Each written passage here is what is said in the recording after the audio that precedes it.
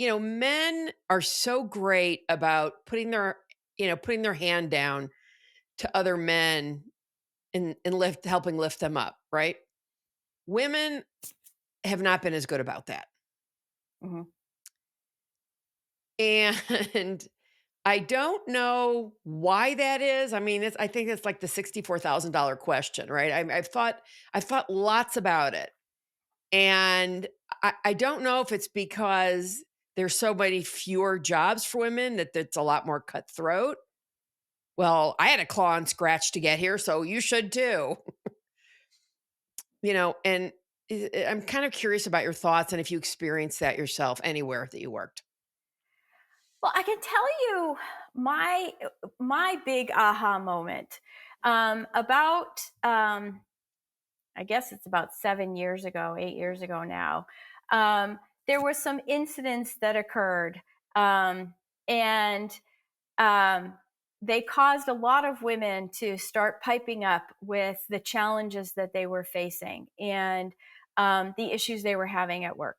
And my first reaction to that was to find some of the women that I knew who were kind of, joining this thread and coach them on things they could do, things they could try. But then I just got mad. Like I realized like this is just wrong. Like why are these challenges that I've had for like 30 years, why do they still happen? Like they shouldn't still be happening.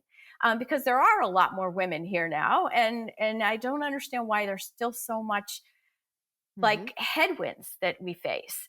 And so then I thought, well, we Right. should do something about that. Someone should do something. And then I was like, okay, Ms. High and Mighty, you're a corporate vice president at Microsoft. You should do something about this. And I realized, Who better to do it than you? yes, I realized that I had actually just become so numb to a lot of these things, these microaggressions that Mm. occurred every single day, that I had just ways that I responded to it or things that I ignored or whatever. And I was being an incredibly bad role model Mm. for everybody in my team, everybody that I worked with. Oh, Um, and I yeah. actually think that's the case with a lot of women. I think that those you just get used to bad behavior, and it you Mm. normalize it as a result. And so when I started to just say, I'm not going to normalize this, right? I'm going to call everybody out on every single thing that happens, Mhm. right? And I'm going to start doing that for Atta girl. everyone around me. And I'm going to notice that not just for the other women, but for everybody who's getting excluded in one way or another from a conversation, from a team, for whatever reason, politics, whatever's going on. And really started to actively and intentionally be an ally. And what I realized is that you have to actively and intentionally become an ally. It's not something that will come naturally to Mhm. most people. Mhm. Yeah, well, I mean, I think in many cases you have to be active, you have to be intentional, Yeah. right? I mean, I talk about building cultures of feedback. You can't just, CEO can't just say, "Okay, here's what we're gonna do. This is what it is to be a culture of feedback, and we're starting right now." No, no, that is Right. not going to work. You have to be intentional about how to do it, and you have to Right. continuously set examples of what that looks like, Right. right? And you have to have a So playbook and you have to I have a want strategy. you to define a little bit further or give right.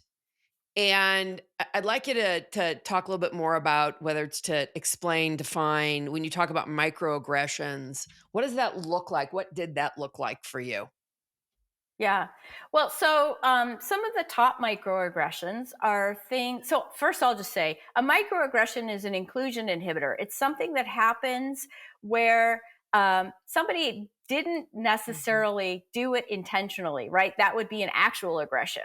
A microaggression is something where it was incidental, it was Mhm. not something they intended, and they didn't even realize, Mhm. right? So, it's things like interrupting you when you're speaking, taking credit for what you just said or your idea, ignoring you completely, like not even hearing what you had to say, right? Those are really top three microaggressions that happen to women.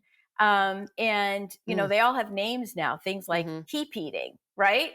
Um, and so it's helping um, men and other allies understand that there are subtle things that you can do where you give the floor back to the person who was just harmed, right? If I'm interrupted, my ally can say, oh, you know what? Before we move on, Gavriella, can you just finish what you were saying?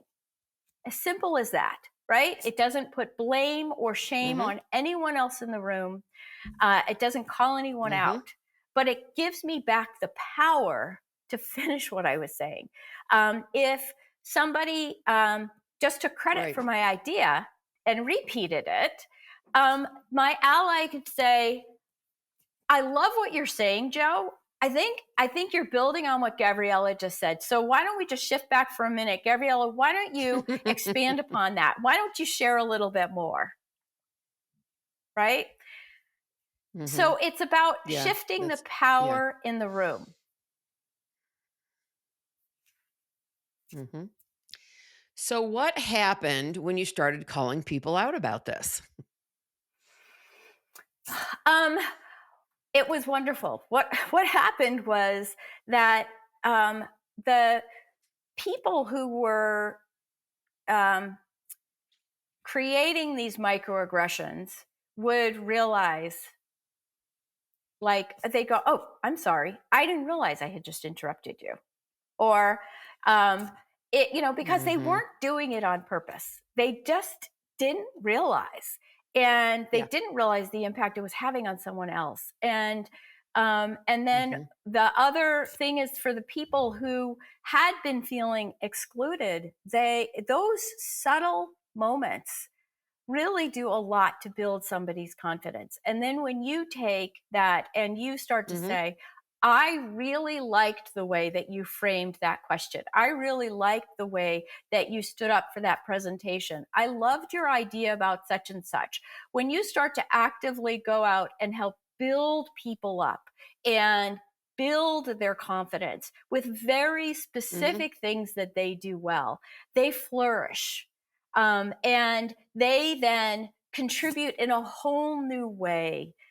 People that you might have considered, I don't know, like on the sidelines or shy, it was because they felt outed. They felt like they were excluded. And when you Mhm. bring them in, the level of their contribution grows. Carol Schultz here. Thanks for watching this excerpt from Authentically Successful. The conversation doesn't end there. So if you want to hear this episode in full and all my conversations with many other successful founders and CEOs, please visit verticalelevation.com/podcast.